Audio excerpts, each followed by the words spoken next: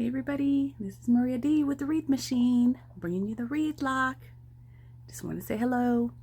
Let's do a little bow tutorial tonight for those of you who need a refresher. And don't forget to check out wreathlock.com. Be sure to get your wreath lock because the winds is crazy, y'all. So let me help you keep your wreath on your door and out of other people's hands. So stay tuned and I'll be right back. Alrighty, good evening everybody. Let me fix my setup here. So I know y'all want to see the tutorial from up above. So again, this is Maria D with the Wreath Machine, home of the wreath lock. So we're just going to go ahead and do a quick bow tutorial tonight. I'm going to be on Thursday night, March 19th. I don't know, 2 days from now. It's Tuesday night tonight, y'all. So I'm going to come on Thursday night. Hopefully my YouTube live will go well because I tried the other night, I think Sunday night or Monday night, Sunday night, and storms that were coming in from the west to the east, coming through Texas. Strong winds, they keep messing with my signal, so my Wi-Fi signal. So I'm going to attempt to do, well, I'm doing this pre-recording. So this obviously will go through. So I'm going to do some multicolor border Harlequin and do a little of this black with white small Swiss dots and see how it comes out. Because I know some of y'all want to get a refresher or even a first time tutorial on making a bow. And the other thing I want to say, excuse if you hear my fan in the background, it is up top where my camera is. I apologize, but sometimes you just gotta roll with the punches, y'all. So what you need is your ribbon. I'm gonna go ahead and read off the ribbon so that if you want to find it, you can. Most of my stuff is from Craft Outlet. I'm sure if you just search on the internet, you will find the ribbon at your favorite craft retailer. So the first one is this purple lavender border Harlequin one, and the number is 45218-40-30. It is a 2.5 by 10 yard polyester. That's number one. Number two is this burlap color, also Harlequin. This one is a 2.5 by 10 yard poly also. The number is 45217-40-14. And the last one is this 1 inch. 7/8 of an inch, 10 yards polyester, and it is R as in Robert, G as in Gary, 0765102. So we're just gonna do these three. I'm just curious to see how it's gonna turn out because people these days are making these bows with all kinds of wacky crazy colors and all that stuff, and I don't usually do that, but let's try it today and see how it goes. So this is as wacky as I want to get. So let me go ahead and do some. I'm gonna cut my tails 20 inches. I'm gonna dovetail my ends, so 20-inch tail. Dovetail. So when you dovetail, you're gonna cut up and towards the edge and not cut your finger. Yeah, be careful, y'all. I'm really good at cutting myself. When you cut yourself with these sharp scissors, tis not fun. So to get your center point, you're just going to take your tail and bend it in half. And I got my zip tie and my pipe cleaner. So normally, y'all, I make these and I would normally just post them on, yeah, they want to stick up. Post them on Etsy for sale for someone to use them for the springtime. They Again, I'm cutting up and towards the edge, and I'm going to hit the 20 inches. Hope everybody's having a good day. I kind of went out roaming and shopping a little bit today. I'm on a floral binge right now. I haven't even started listing any yet, but what I do is I go out and around to the stores looking for florals that most people don't have, and I get them and sell them, because most people don't have the time, y'all, to go out looking for florals, and I like buying them anyways, and that's if I don't use them in my designs. So it's good to have extra florals either way for your stash. But that's what I've been doing lately, y'all. Going out, and again, bend your tail in half to get your halfway point. Gather, put it down in the middle. So when you get to the end of making your bow, if you don't like the length of your tails, or you want them gradient, you want one on the end longer and you want them to go shorter as you go up, you're more than welcome to do as you choose. But this is just how I'm doing it at the moment. I may change them up in the end. We'll see. So I'm going to start with the color that's in the back. Excuse me. Sorry, y'all. Which is the khaki one. And if y'all don't mind, I'd like to remind you to please visit wreathlock.com, because this is the home of the wreath lock. The winds are crazy right now, y'all. Stuff is blowing all over the place in my neighborhood. Trash cans be getting knocked over.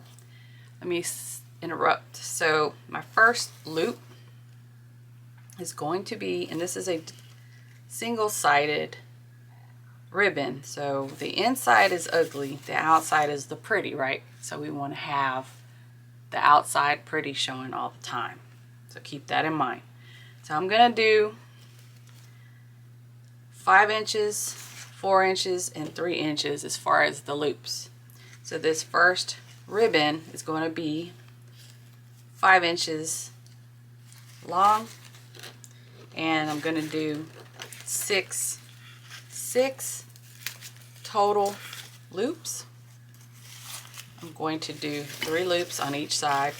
So you always pinch and twist your ribbon when it's single-sided. If it's double-sided, it looks the same on both sides. And then I'm just going to gather, put in the middle, and then pinch and twist, y'all. Okay? Pinch and twist. Pinch and twist. If it don't look right, undo it and re-pinch and twist. Gather. I hope y'all can see okay. I just gather it with my nails, pinch and twist, drop it down. So I'm doing 5 inches. So I call it normally the 6, 4, 2. 6 loops, then I go to 4 loops on the next ribbon, and then 2 loops for the final. Okay? 6, 4, 2, and they're going to be 5, 4, 3. I know it's confusing. Once you do it enough, you get the muscle memory. I always do this method. You can modify it as you choose. It's up to you. The tutorial I'm doing on Thursday, we're going to be doing a new method I came up with specifically for the swag stick from Wreath Lock, because it is 18 inches long, has 9 places to put your mesh and all that. Okay, let me stop real quick. This last loop, this is the last loop of the 6, right? So I'm gonna get it, gather it, place it down in, and I don't pinch and twist anymore because it's getting cut. Okay, the last loop after you're done, it's getting cut. We don't worry about it. Okay, one down. Let's tutorial's not going to be that long, y'all. I just wanted to show you like a spring-ish kind of tutorial so that you can get ideas. Easter's not quite here yet. I'm sorry, out of habit I cut dovetails and everything, so my bad. You don't have to. If you do, it's no biggie. So again, the next set of loops is going to be at the 4-inch mark, and we're going to do 4. So 4 4-inch loops, and it's going to be 4 loops total, 2 on each side. Here's 1, pinch and twist, and I go down a little to let the ribbon behind it show. That way they're not all the same size and they're not all covered up, and you can see them. And I'll zhuzh everything at the end and make it look right, okay? Don't worry. It's only gonna look funkity for a minute. So I hope where you live, your winds are not too bad. Like I said earlier, my signal, my internet, I didn't even think about it that the Wi-Fi is up in the air. I guess satellites and all that. And my mom was even telling me, my husband's like, well, where do you think it comes from? I'm like, I don't know. I just know I tried to do the live the other night and I couldn't do it. Pinch and twist, drop it down. And so I guess essentially anytime there's a storm moving in or some crazy winds going on, I'm going to have to curtail and postpone my lives. All right, last one we just did. Again, we're gonna cut it. And again, I find this ribbon at Craft Outlet. It's not necessarily spring, y'all, but you can make it what you want. You put a nice spring sign, black and white welcome sign that has Harlequin in it. If you sublimate signs, you can go on Etsy and get a logo on a sign that you can sublimate print. Oops, that went flying. Alright, so this is the last, and don't worry, I'm going to zhuzh everything. This is the last set. So this is going to be 2 3-inch loops, 1 on each side. This is the 7/8 inch, even though I thought it was 1 inch ribbon. But yeah, y'all, the winds are crazy. So on that note, the wreath lock, my invention that I created that came out last year. If you haven't purchased one, I know times are hard. I know the economy's funkity right now. But the thing is, if you have a wreath or wreaths that you want to protect, you want to keep them on your door and out of other people's hands, I highly suggest the wreath lock. You can see it and all its variations and varieties, prices and colors, and engraved and painted and plain at wreathlock.com. So I'm going to suggest it because stuff's just going to fly off your door, y'all. If you do the original wreath hook instead of this that has no exit on the bottom, when you hang it on the door, your wreath is going to sit in here. And if it's not your wireframe wreath, then it's going to be the adapter, and this actually sits inside the hook like that when it goes through your wreath. So I just wanted to show you that real quick. Again, I will be on Thursday night. I will talk about it. Anything I do, I'm pretty much going to talk about my product because I want y'all to be informed, educated, know the product in and out. And eventually, what I'm doing right now, y'all, my apologies, I'm just gonna, you can fluff your bow while it's on the bow maker. You may have to do it again once you get it off the bow maker, but if you want to do it in the beginning. So what I'm gonna do, just to see how it comes out, is leave this tail on the center. I'm gonna cut it. I'm gonna leave it, okay? So that'll give me 3 polka dot tails, and we'll see how it looks in a second. but I do zhuzh my bow while it is on the bow maker. So all I'm doing is taking a zip tie. I think this is an 8-inch zip tie. Let me see here. Good to have your, 8-inch zip tie. Have your zip tie, have your bows, have your pipe cleaners all ready, especially when you're gonna make a wreath and or just a bow alone. So like I said, I zhuzh. But yeah, I talk about the product because eventually, y'all, I want to have wreath makers from all over the world, if possible, carrying, selling, gifting the wreath lock to their clients, carry it in their shop, comp their clients that are like high-end clients that buy the $200, $300, $400 wreaths. I want them to be able to give their clients this gift to help them secure and protect their wreaths, because wreaths are investments. I know they're home decor, but they're not just home decor. They actually give people home, feelings of home. They give their home the ability to be original. They make them feel at home. Like if you know someone that's in a retirement apartment, retirement community, you know, y'all, they like to hang some of this stuff on their door too. But, you know, there's people around, unfortunately, even older people still, y'all. People that work there, they just come and take it. So the most secure thing you can do is get the wreath lock on their door, and you can gift them a wreath for the holidays, their birthday, anniversaries, whatever. And they can put it on their door, and then they feel at home.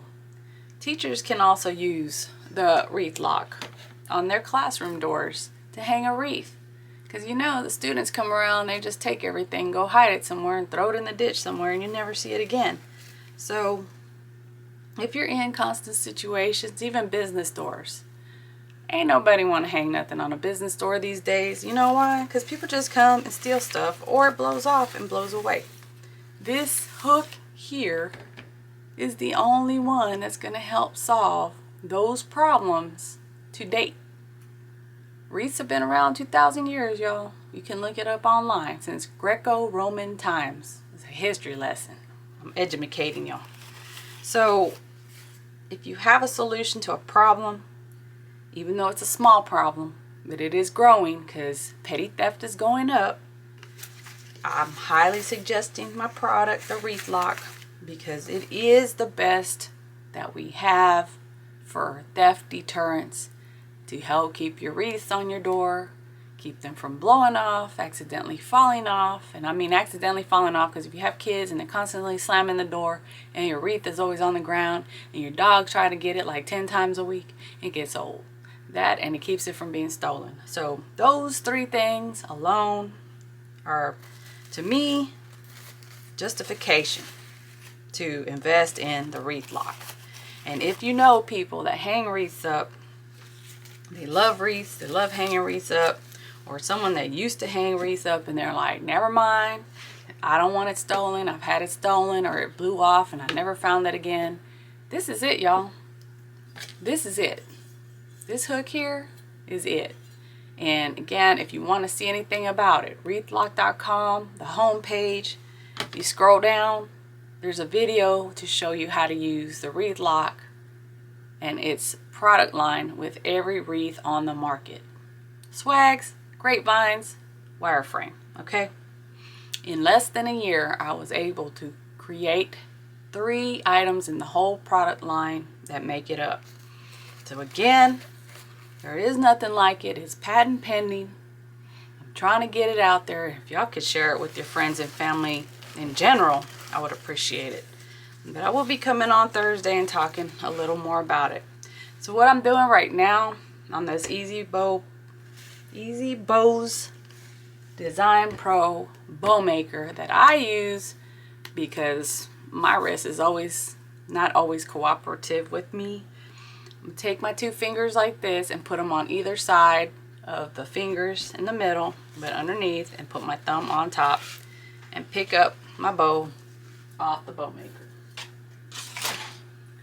Thank the Lord for bow makers. That's all I got to say.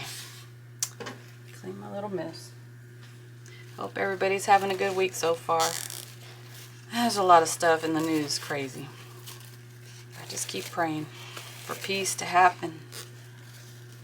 There's so much stuff going on. And as I'm zhuzhing and I'm moving my tails to the center and I'm moving my loops down where I want them, I'm keeping my zip tie on the back about 70% open. 70% open. I don't want to close it all the way until I have every loop where I want it, because once I close the zip tie, y'all, that baby is closed and stuff ain't moving. So I'm gonna do 2 loops top, 2 in between, then we got our center on the left, right. That's what I'm zhuzhing right now, y'all. Every time I move something, other stuff moves. So you just do the best you can, okay? And these 2 in the center. Usually once you put it on your wreath, everything kind of gets situated.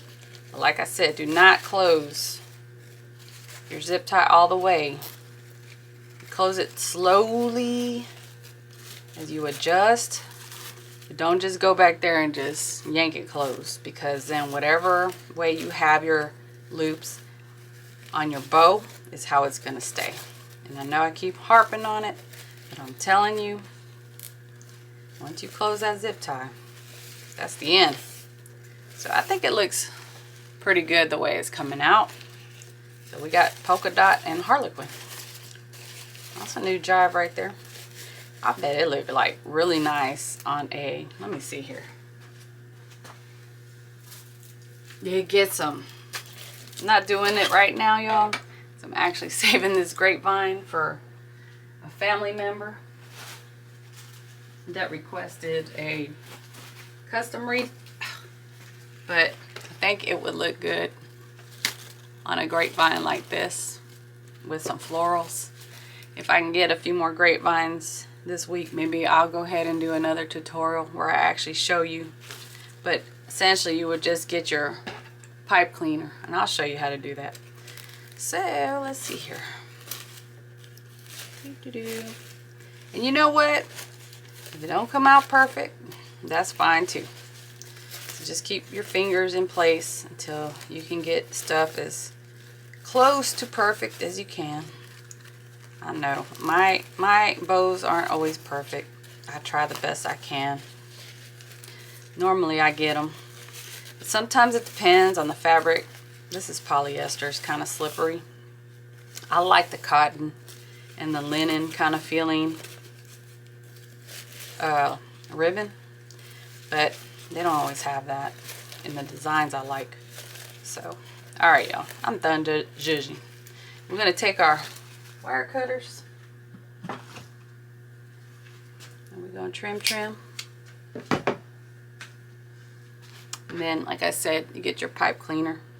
What I normally do is get a little bit of glue, hot glue, put it in the center here, just a little bit. And I usually add a pearl, a faux pearl. That's like my signature trademark, is a pearl. So this here. And then what I do a little bit is I'll go after I tighten and put my glue and trim off my excess ribbon that might be sticking out. So sorry for talking a lot, y'all, but I want to make the tutorial worth it. But you get the gist of it. I just want to come on, spend time with y'all, because like I said, the weather's been acting up. But this is what it looks like so far. So what do y'all think? Let me know what you think. So again, I would just put it somewhere on a grapevine. You can just get a couple flowers. Let's see if I can do this. I'll do one of these tutorials in the near future. But see, you can do it like that. Or you can put it on the side.